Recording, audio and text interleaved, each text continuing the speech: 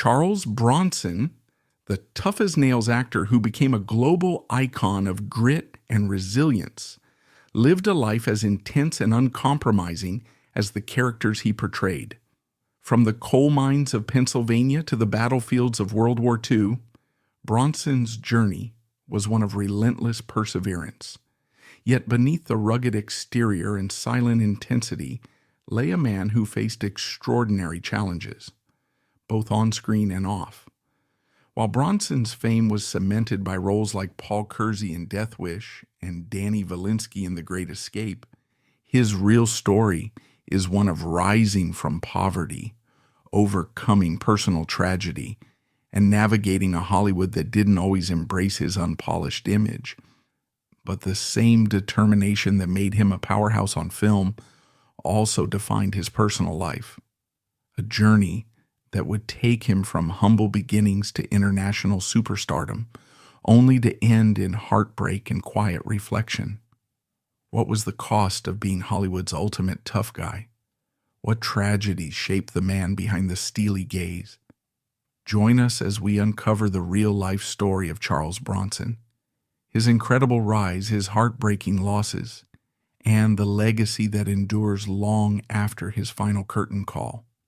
Charles Bronson was an American actor whose life story embodied resilience, determination, and the pursuit of a dream against seemingly insurmountable odds. Born on November 3, 1921 in Ehrenfeld, Pennsylvania, he was given the name Charles Dennis Binsky, a name that bore the weight of his Lithuanian immigrant heritage. Growing up as the 11th of 15 children, Bronson was no stranger to hardship. His family lived through economic struggles that were magnified after the death of his father when he was only about 11 years old. With his father gone, Bronson, along with his siblings and his mother, found themselves in an environment where survival depended on sheer willpower and a willingness to do whatever was necessary to make ends meet. Even from an early age, he was acquainted with a world that offered little comfort and demanded great perseverance. By the time he completed his high school education at South Fork High School in 1940, Bronson had already come to understand the harsh realities of life. His family's financial situation was precarious, so like several of his siblings, he went to work in the coal mines.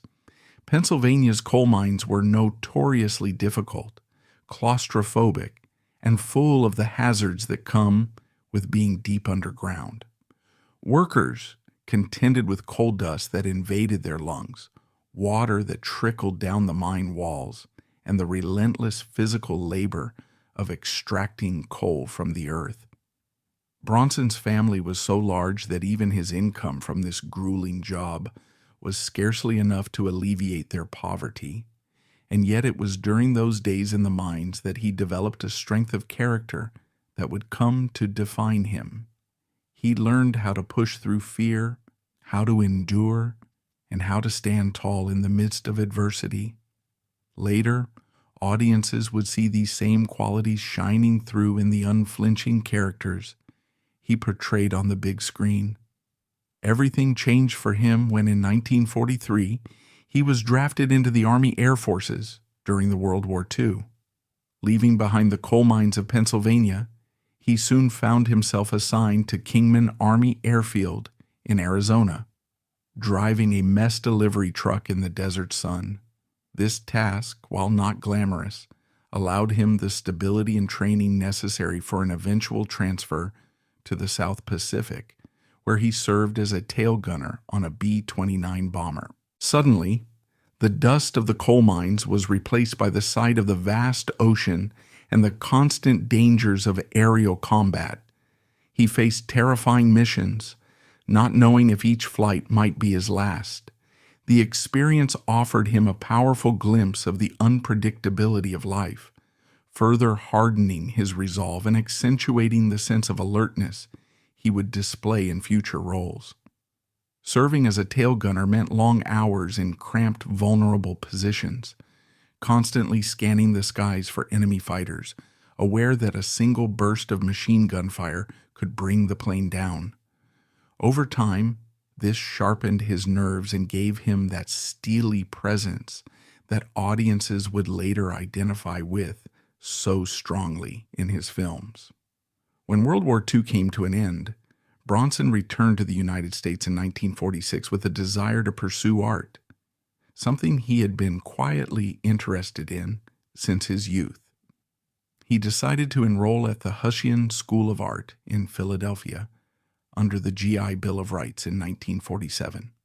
This legislation helped countless veterans pay for their education, offering them a chance to rebuild their lives after the trauma of war. For Bronson, it was an opportunity to explore a side of himself that had remained dormant.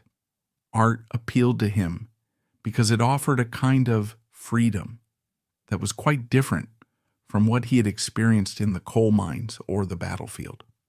While studying at Hussian, he encountered a local repertory company working at the Plays and Players Theater. They had noticed his artistic skill and asked if he would be interested in designing scenery for their productions. This offer opened a door to a new world, one that would redefine his future.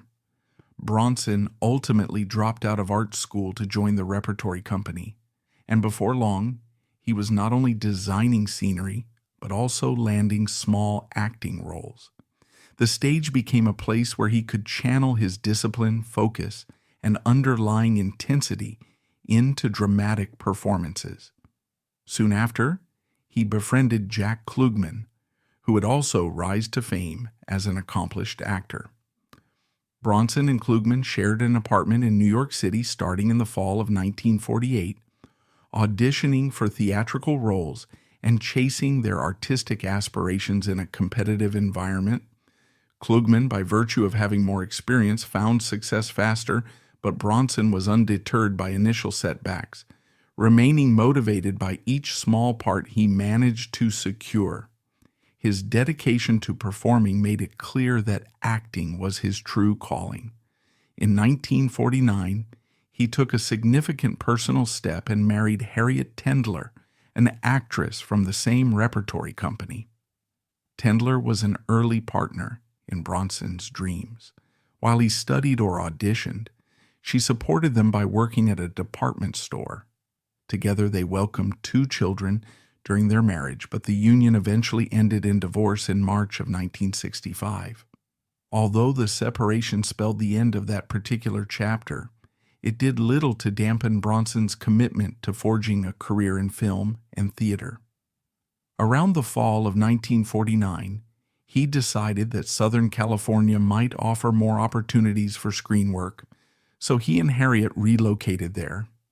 Eager to refine his craft, Bronson enrolled at the Pasadena Playhouse School of Theater. He studied acting and speech, aware that his vocal delivery and rugged appearance set him apart from many other aspiring performers. Yet after a year of speech lessons, he came to an epiphany. His rough Slavic look might be an asset if he embraced it rather than trying to soften it. Realizing that he was uniquely poised to portray character roles, he channeled that carved-from-stone image into auditions. It was a calculated decision that would shape the trajectory of his entire career. His first taste of film success came in 1951, when an instructor recommended him for a role in the comedy You're in the Navy Now, directed by Henry Hathaway and starring Gary Cooper. Though it was a small part, Bronson's performance proved that he could hold his own on a professional film set. He even secured an agent as a result, an essential step for any up-and-coming actor. Over the next few years, he landed minor parts in several notable films, including The People Against O'Hara, 1951, The Mob, 1951, Pat and Mike, 1952, House of Wax, 1953, Apache, 1954, and Vera Cruz, 1954. Each role, however modest, allowed him to refine his technique and show casting directors that he was not only disciplined and punctual, but also capable of memorizing lines flawlessly, a characteristic highly valued in an industry governed by tight production schedules. Despite these promising breaks, Bronson did not secure an ongoing contract with a major studio, which at the time was often a cornerstone of success in Hollywood. This forced him to hustle even more intensely. Nonetheless, he made a strong impression on various producers and directors, including top-tier figures like John Sturges, Robert Aldrich, and George Cukor. The presence of Cold War tensions also loomed in Hollywood at the time. Congressional investigations of alleged communist activities unsettled the industry, and those with Eastern European names risked drawing additional suspicion. As a result, Charles Dennis Binsky was encouraged to choose a more American-sounding name. In 1954, he adopted Charles Bronson, inspired by Bronson Avenue in Hollywood, thereby distancing himself from any perceived links to Russia. That same year, Bronson won his first major accolades playing a renegade Native American leader in Drumbeat, 1954, directed by Delmer Daves and starring Alan Ladd. This portrayal showcased his talent for intense, brooding characters who commanded the screen with fewer words and more presence. As the 1950s continued, he delivered a number of supporting performances in films like Big House, USA, 1955, Target Zero, 1955, Jubal, 1956, and Run of the Arrow, 1957. Gradually, he was carving out a niche as a tough guy in westerns and crime dramas. In 1958, he starred in 3 B movies: Gang War, Showdown at Boot Hill, and Machine Gun Kelly. Despite being a low-budget film, Machine Gun Kelly gained considerable critical acclaim abroad, largely due to Bronson's riveting performance as a vicious yet ultimately cowardly gangster. This success overseas foreshadowed the appeal he would eventually have in European markets. Around the same period, he made appearances on a range of popular television shows such as Medic, Alfred Hitchcock Presents, Gunsmoke, and Have Gun, Will Travel. Television not only paid the bills but also built his visibility with American audiences. In the late 1950s, Bronson found a leading role in the TV series Man with a Camera, which debuted in 1958. In it, he portrayed a freelance photojournalist based in New York City who collaborated with the police to solve crimes. The unique concept garnered decent ratings, but the series met an abrupt end in its second season, supposedly because of a new flashbulb product by Polaroid that made the sponsoring company, General Electric, rethink its advertising strategy. Bronson's big breakthrough arrived in the 1960s. Among the roles that elevated his stature were 2 seminal films directed by John Sturges, The Magnificent Seven, 1960, and The Great Escape, 1963. The former was a Western adaptation of Akira Kurosawa's The Seven Samurai, featuring 7 gunslingers hired to defend a vulnerable Mexican village. Bronson's role centered on a tough gunman who develops a tender bond with some of the village's children, revealing the gentler aspect of his on-screen persona.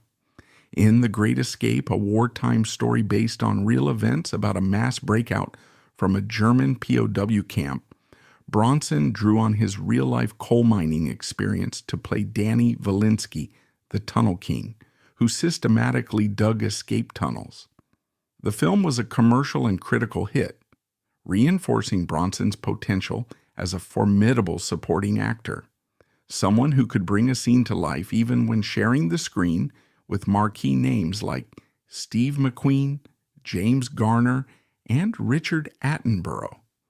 Throughout the 1950s and early 1960s, Bronson had steadily climbed Hollywood's ranks, contributing memorable performances to a variety of ensemble casts, yet it wasn't until The Dirty Dozen, 1967, that he found himself in a high-profile commercial success, Directed by Robert Aldrich, the film told the story of 12 convicted military prisoners sent on a near-suicidal mission behind enemy lines during World War II. Bronson's portrayal of one of the violent, morally ambiguous soldiers left a mark on audiences and critics, cementing his reputation as an actor with an unspoken grit. However, Bronson also turned down leading roles in two Sergio Leone westerns, parts that went to Clint Eastwood and Lee Van Cleef, thus missing opportunities that might have propelled him into the limelight even sooner. By the late 1960s, aware of the appreciation he was garnering in Europe, he became more receptive to European film offers. Indeed, it was the French star Alain Delon, who admired Bronson's compelling performance in Machine Gun Kelly, that requested to co-star with him in Adieu l'ami, 1968, also known as Farewell Friend. A British-French collaboration, the film was a clever thriller focusing on two veterans of the Algerian War of Independence turned reluctant criminals. It was a box office triumph in Europe, further establishing Bronson's reputation across the Atlantic. Shortly thereafter, Bronson starred in Sergio Leone's epic western Once Upon a Time in the West, 1969. This time, he did not turn down Leone's invitation and ended up playing a mysterious harmonica-playing stranger on a mission of vengeance against Frank, portrayed by Henry Fonda in a famously villainous turn. The film was a masterpiece of the spaghetti western subgenre and solidified Bronson's status as a star outside the United States, particularly in places like France, Italy, and Japan. In Europe, he even earned nicknames such as Le Monstre in France and Il Bruto in Italy, referencing his rugged appearance and quietly menacing aura. The success continued with Rider on the Rain, 1970. Originally titled Le Passager de la Pluie, directed by René Clément, where Bronson played a cryptic American military investigator. Thanks to these films, he captured an almost cult-like following overseas, making him one of the most recognized Hollywood imports of that era. In 1968, Bronson married British actress Jill Ireland. They had one biological child together and later adopted another child, expanding the family Bronson already had from his previous marriage. Jill Ireland became not only his wife but also his frequent on-screen partner, appearing with him in 15 films. Their on- and off-screen partnership was often cited as one of the more enduring in Hollywood, although their collaboration sometimes received mixed reviews from critics who felt the movies leaned heavily on their joint star power. During the early 1970s, Bronson's films from American studios met with various outcomes. For example, Chateau's Land, 1972, directed by Michael Winner, was largely overlooked in the U.S. In contrast, The Valachi Papers, 1972, about the notorious mob informant Joseph Valachi, performed much better at the box office. Portraying Valachi from ages 25 to 60, Bronson showcased an impressively transformative performance. Producer Dino De Laurentiis rewarded him with a $1 million fee plus 2% of the film's profits, significant compensation at the time. Critics drew inevitable comparisons between the Valachi Papers and Francis Ford Coppola's The Godfather, 1972, which had been released earlier that year. But Bronson managed to win a measure of praise for bringing emotional authenticity to the role of an aging gangster turning state's evidence. Around the same period, he delivered a series of slick, violent action films that rode the wave of audience fascination with gritty anti-heroes. Titles like The Mechanic, 1972, The Stone Killer, 1973, and Mr. Majestic, 1974, contributed to his growing popularity. But it was Death Wish, 1974, another collaboration with Michael Winner and produced by Dino De Laurentiis, that would propel him to unprecedented fame in the U.S. Death Wish, told the story of Paul Kersey, a peaceful architect living in Manhattan whose life is torn apart by the brutal murder of his wife and the sexual assault of his daughter. Traumatized and driven to take justice into his own hands, Kersey turns vigilante, roaming the streets at night with a concealed gun to eliminate criminals. The film's depiction of vigilantism against the backdrop of 1970s urban violence proved highly controversial. Some audiences and critics labeled it dangerously reactionary, but it resonated with a significant portion of moviegoers, becoming a major box office success and earning more than $20 million. That substantial revenue underscored Bronson's draw as a leading man, especially in roles that positioned him as a shadowy avenger. Following Death Wish, Bronson continued working steadily.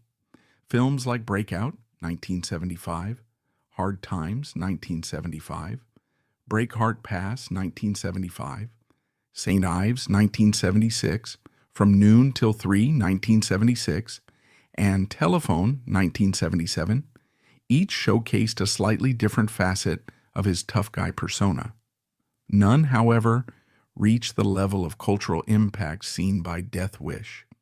By the early 1980s, Bronson returned to the Paul Kersey character in a string of sequels: Death Wish 2, 1982, Death Wish 3, 1985, Death Wish 4, The Crackdown, 1987, and Death Wish 5, The Face of Death, 1994. Each subsequent sequel indulged in escalating brutality, largely alienating critics. Nevertheless, the series maintained a certain cult following and performed adequately in international markets, if not always domestically.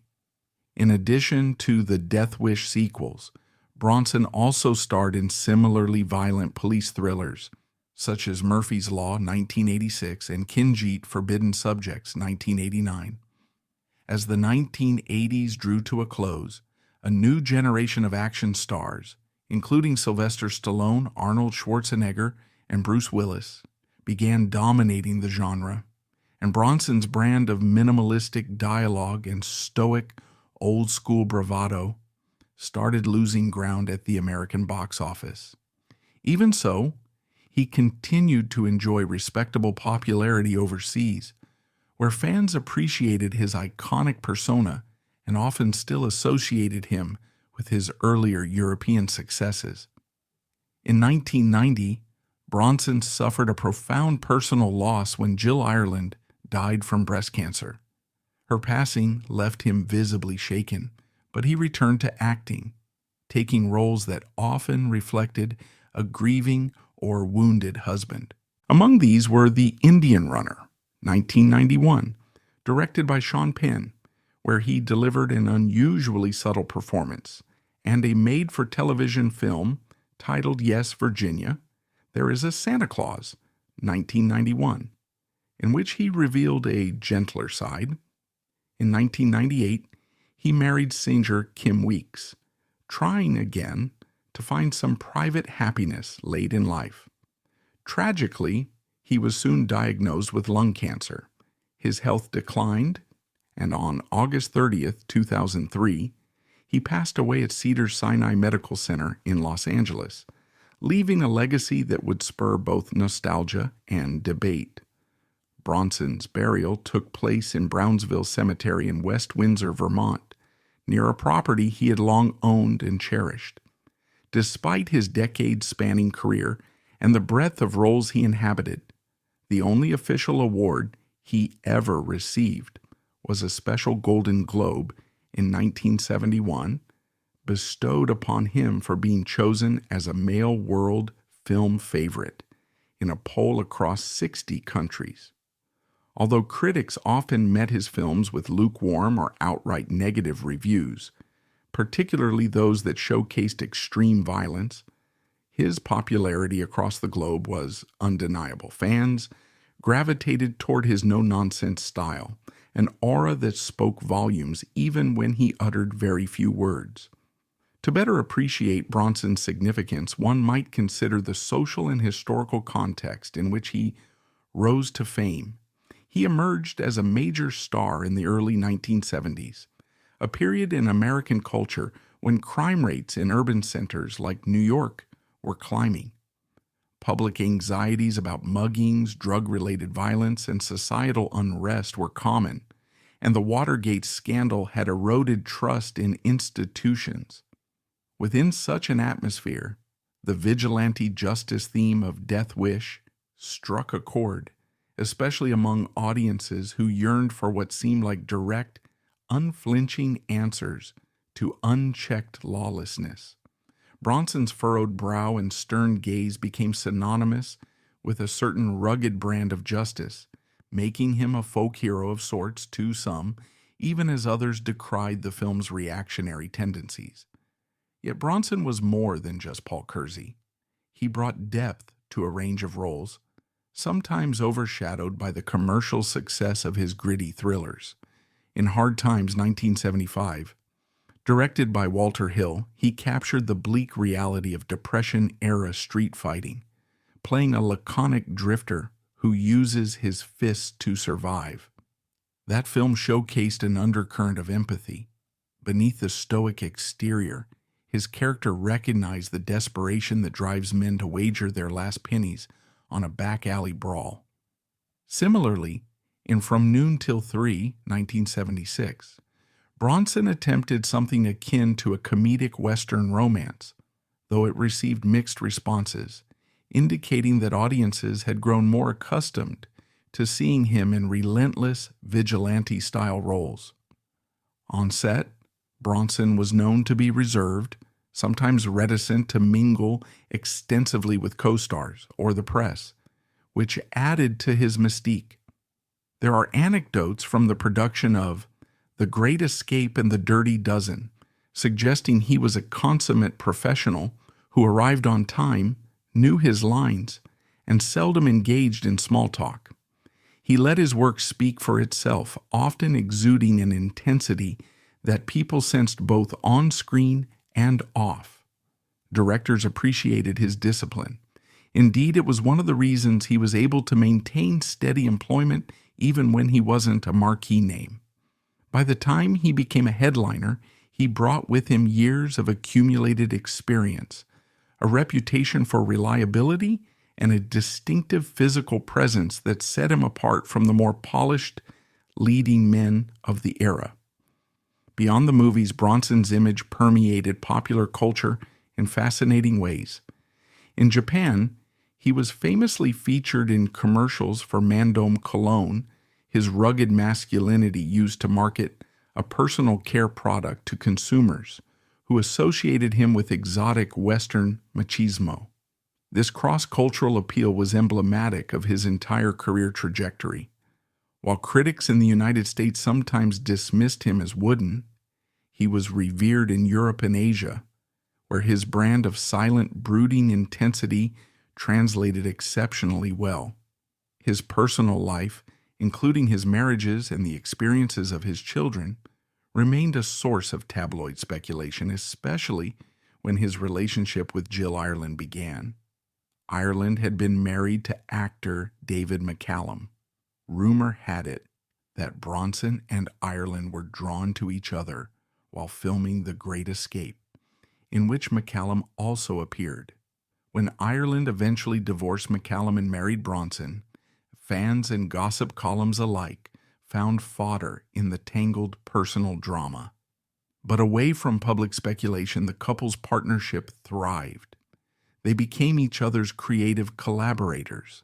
Ireland wrote candidly about her battle with breast cancer, and Bronson often expressed a quiet devotion to her that belied his tough guy image.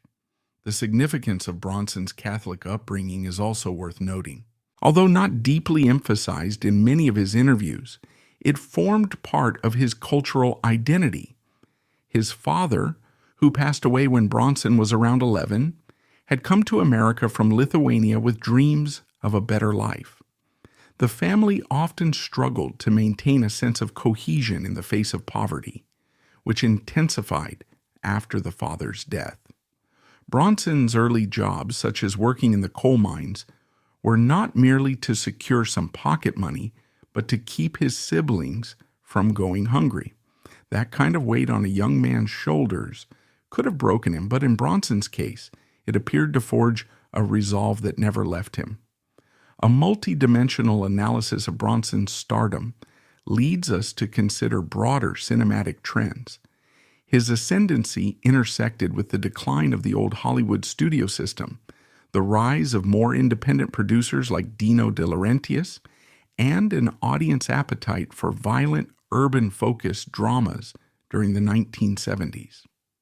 Meanwhile, Europe's post-war film industry was experiencing its own transformations. Directors like Sergio Leone were revolutionizing the Western genre, turning it into something grittier and more existential, free from the constraints of the classic American approach. Bronson arrived in Europe at a moment when audiences were seeking fresh faces and novel interpretations of archetypal roles, like the gunslinger with a tortured soul or the criminal with a strange moral code. Bronson fit these molds perfectly, and European directors tapped into the uniqueness that Hollywood had only partially recognized. One major pivot point in his career was turning down those Sergio Leone roles that eventually went to Clint Eastwood. Had Bronson accepted them, he might have ascended to superstar status even earlier. Eastwood used these spaghetti westerns, A Fistful of Dollars, 1964, For a Few Dollars More, 1965, and The Good, the Bad, and the Ugly, 1966, to transform himself from a TV actor known for rawhide into a cinematic icon. Bronson's reluctance at first could have been due to uncertainty about how American audiences would react to the spaghetti western style, or perhaps the pay offers were not compelling enough. Nevertheless, he eventually reversed course and worked with Sergio Leone on Once Upon a Time in the West, achieving one of the most lauded performances of his career. Critically, Bronson's work was always a mixed bag in the United States. While The Magnificent Seven and The Great Escape garnered positive notices, critics were less impressed by many of his solitary leading roles, especially as his career moved into the 1980s with the Death Wish sequels. Part of this discrepancy may be attributed to changing cultural attitudes. Bronson's silent, hypermasculine persona, which seemed to embody a certain brand of frontier justice, felt increasingly out of step with a society shifting away from simplistic depictions of good and evil. Nevertheless, his international fan base remained loyal, viewing him as an artist who could depict primal human instincts, fear, courage, revenge, without the gloss of Hollywood sentimentality. Off-screen, by most accounts, Bronson was a quiet family man, harboring passions for painting and sculpture, which recalled his original interest in the arts. He also embraced a private life that contrasted with the sensational violence of his films. However, that trademark stoicism made him susceptible to misunderstanding. Some regarded him as aloof or distant, while others found his composure refreshing in an industry prone to self-promotion. By the time Jill Ireland passed in 1990, the heartbreak he endured was evident. It was as if the man who had so often portrayed stoic loners was now living out the tragedy of losing his greatest partner, a pain he carried into roles that reflected the sorrow of a bereaved husband. Bronson's later works, including The Indian Runner, 1991, found him exploring more subdued characters. Directed by Sean Penn, the film gave him the chance to share scenes with younger actors who admired his legacy. Although he could have retired comfortably by that point, Bronson was drawn to material that offered something different from the vigilante roles for which he was so well known. Even though The Indian Runner was hardly a blockbuster, critics recognized Bronson's willingness to shed the unstoppable tough guy image and let vulnerability show. As the 1990s continued, Bronson's health issues began to manifest. Prostate problems and then lung cancer eventually limited his capacity to work. He made occasional appearances, but he was no longer the unstoppable presence audiences had come to associate with unstoppable vigilante justice. After marrying Kim Weeks in 1998, he seemed to be seeking peace and privacy in his final years. His death on August 30th, 2003, at Cedars-Sinai Medical Center in Los Angeles marked the end of an era. He was 81 years old, a figure both surprising and somehow fitting for a man whose entire persona conveyed a sense of ageless grit. The news of his passing was met with an outpouring of tributes from fans, colleagues, and film historians who understood the magnitude of his contributions. Even if he never won an Academy Award, nor did he rack up a large number of industry accolades, Bronson's influence was felt in multiple genres, from westerns and war movies to crime dramas and action thrillers. He had built a bridge between American and European cinema in the 1960s and 1970s, pioneering a route that inspired other actors to test the waters abroad when the Hollywood system seemed unyielding. It is intriguing to consider how history might have been different if Bronson had embraced or been granted the kind of roles that major studios gave to stars like Steve McQueen or Paul Newman. Perhaps he would have displayed an even broader range of emotional depth, yet it was his particular niche, the tough, laconic hero, that resonated powerfully with audiences of the time. Decades later, filmmakers continue to draw inspiration from his approach to on-screen violence and morality. The Death Wish franchise, for all its controversy, was a watershed moment that effectively invented a new kind of urban western, a style that would influence countless subsequent vigilante-themed movies. Delving deeper into the cultural impact of Bronson's films, one sees reflections of collective anxieties, the impetus for revenge, the gray area between lawful justice and personal retribution, and the complexity of living in a rapidly changing society. In a sense, Bronson's performances stood in for a certain type of everyman rage. He was neither as quippy as many of today's action stars, nor as flamboyant as the larger-than-life heroes of the 1980s. Instead, he represented a primal, stripped-down force who could be recognized as an extension of the father, brother, or neighbor pushed too far by crime or corruption. This made him simultaneously relatable and intimidating. Moreover, the trajectory of his career highlights the fluidity of stardom, showing how an actor once relegated to secondary roles can, with a combination of luck, perseverance, and raw talent, become the face of an entire action subgenre. His success in Europe underscores how cross-cultural collaborations have long been part of Hollywood's fabric, and how international audiences can sometimes appreciate American actors in ways that domestic audiences do not. At the end of the day, Charles Bronson's life encapsulates the American dream in both its triumphs and hardships, from the coal mines of Pennsylvania to the red carpets of Los Angeles, punctuated by a stint as a decorated World War II tail gunner. His path was as rugged as the characters he often portrayed. His perseverance, authenticity, and fierce individuality continue to inspire admiration. Even though he faced criticism for the violence in his films, he also garnered respect for giving those roles a sense of gravity and inevitability, never reveling in brutality for its own sake, but rather showing how a seemingly ordinary person could become an avenging angel under extraordinary circumstances. His final resting place in Brownsville Cemetery in West Windsor, Vermont, stands as a quiet tribute to a man who never forgot his roots, despite traveling the world and achieving fame in distant markets. He was an actor who, in many ways, typified the no-frills ethos of a bygone era.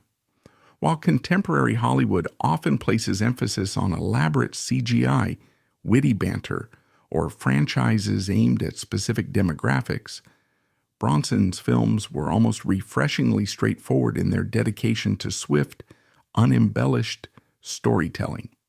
Even years after his death, modern audiences seeking a dose of old-fashioned grit discover him through iconic lines, DVD collections, or streaming services that host his classic roles. In comprehending the totality of Bronson's story, we see how his life intertwined with key moments in American history, from the immigrant experience in the early 20th century through the devastation of the Great Depression, into the crucible of World War II, and later into the shifting social landscape of post-war America. He represented a brand of masculinity that evolved over time, one that adapted from the classic Western gunslinger in The Magnificent Seven to the urban vigilante in Death Wish. Each of these archetypes drew upon the tension between lawlessness and moral responsibility, themes that remain relevant long after the cultural backdrops of the 1960s and 1970s have faded. Though critics may argue about the artistic merit of some of his late career choices, Bronson's on-screen legacy remains unassailable. He was emblematic of raw toughness, a trait derived from his own life experiences. It is worth noting that many of the rough edges in his performances likely originated from genuine memories of hunger, fear, and despair in the mines, followed by the relentless pressures of aerial warfare. Audiences detected this authenticity and responded to it. By the time of his death in 2003, Charles Bronson had been in the spotlight for more than 5 decades, appearing in over 100 films and television episodes. He had been everything from an extra in minor pictures to an international leading man. Contemporary viewers rediscover him, often struck by how his stripped-down performances differ from the more stylized, quick-cut action fare of today. In a cinema landscape inundated with superhero films and CGI-laden blockbusters, Bronson's brand of stoic, bare-knuckle realism still carries a certain timeless fascination. His influence persists in unexpected ways. Modern directors seeking to recapture the gritty feel of the 1970s sometimes cite Bronson's Death Wish or The Mechanic as references for capturing a city's underbelly or showcasing a protagonist's moral conflict. Actors who want to embody the silent loner sometimes pay homage to Bronson's style, either implicitly or explicitly, recognizing that his minimalist approach can, in the right context, communicate volumes. That special Golden Globe he received in 1971 for being a male world film favorite was a testament to the scope of his fan base. Because the award was voted on in 60 different countries, it confirmed that Bronson's appeal transcended linguistic and cultural barriers. Fans in Tokyo or Paris might not speak English fluently, but they could look at Bronson's grim determination and instantly understand his character's emotional stakes. Beyond the screen, those who met him off-set often described him as shy, decent, and unexpectedly gentle, qualities that contrasted sharply with the violent roles he played. He was known to prefer quiet nights at home over Hollywood parties, finding more solace in the presence of his family than in the glare of paparazzi cameras. Yet that stoicism contributed to the mystique that fans found so compelling. A man who said more with his gaze or a single clenched fist than many actors did with entire monologues. Analyzing Charles Bronson as a whole, one cannot ignore the genuine heartbreak and personal challenges he endured. From the death of his father at a tender age to the devastating loss of Jill Ireland, life tested him repeatedly.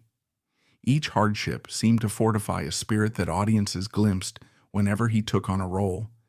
Even when critics balked at the violent content of his films, it was hard to deny the magnetism he brought to the screen.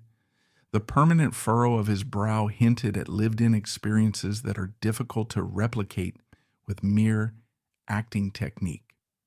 Charles Bronson's saga resonates with anyone who has ever felt that the world was stacked against them, yet still pressed on. Whether one appreciates his filmography in its totality or prefers to pick out the highlights, his journey from coal miner to international icon remains a testament to what a person can achieve with unyielding persistence and a willingness to carve a personal path, no matter the obstacles. That essential narrative of a man who rose from impoverished roots to the pinnacle of an unforgiving entertainment industry continues to inspire future generations of actors, filmmakers, and fans alike. Bronson's life offers ample material for reflection. He was part of the wave of veterans who returned from World War II and used the GI Bill to explore creative fields. The fact that he shifted from painting scenery to dominating the screen speaks to the fluid possibilities that era afforded. His choice to change his name from Binsky to Bronson, a practical move to navigate a politically charged environment, also underscores the role external forces can play in shaping an actor's identity. In an era where branding and self-promotion are the norm, Bronson's reticence and understated self-marketing were anomalies. He remained something of an enigma in an industry that often rewards loud personalities. That dimension of his character might explain why, even after all these years, fans remain intrigued by him. He was, in many ways, one of the last of a dying breed, an actor whose visage instantly called to mind a sense of raw determination and moral certitude.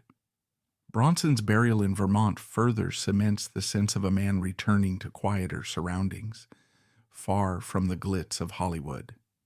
Over the years, fans and admirers have made the pilgrimage to pay tribute, leaving tokens of gratitude for the roles that shaped their understanding of cinematic courage and relentless tenacity. Even though his tombstone does not boast an extravagant inscription, the legacy he left behind in film remains a loud testament to a life fully lived. In conclusion, Charles Bronson stands out as an emblem of old-school Hollywood toughness, mixed with an undercurrent of genuine humanity. His story, originating from a family of Lithuanian immigrants, shaped by the stark environment of coal mines, tested by the perils of war, and refined by the cutthroat arena of show business, embodies perseverance in its purest form.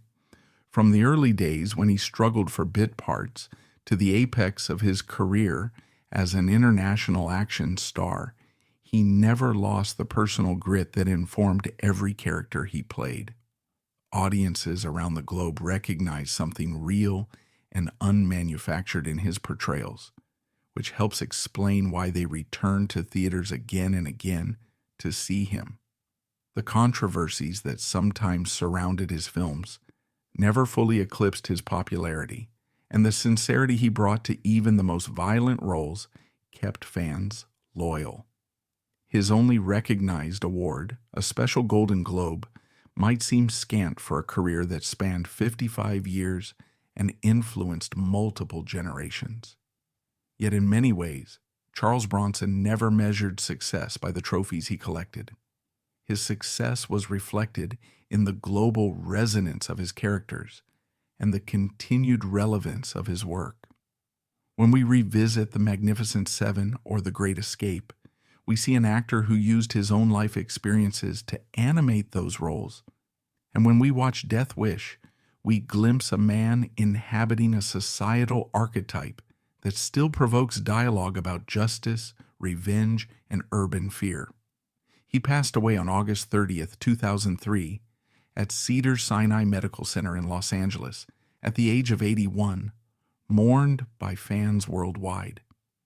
The sadness that accompanied his death was a testament to the deep, lasting connection he had forged with viewers who saw in him not just a film star, but a kind of cinematic warrior, stubbornly fighting to the end. Although he's gone, the memory of that flinty gaze and the implacable calm with which he confronted danger on screen persist.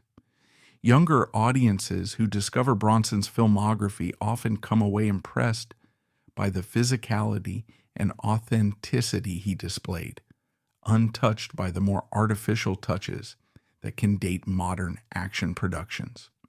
Charles Bronson's extraordinary narrative ensures that he remains embedded in the annals of Hollywood lore, a testament to an era when grit and determination could still be the main currency for an actor's success.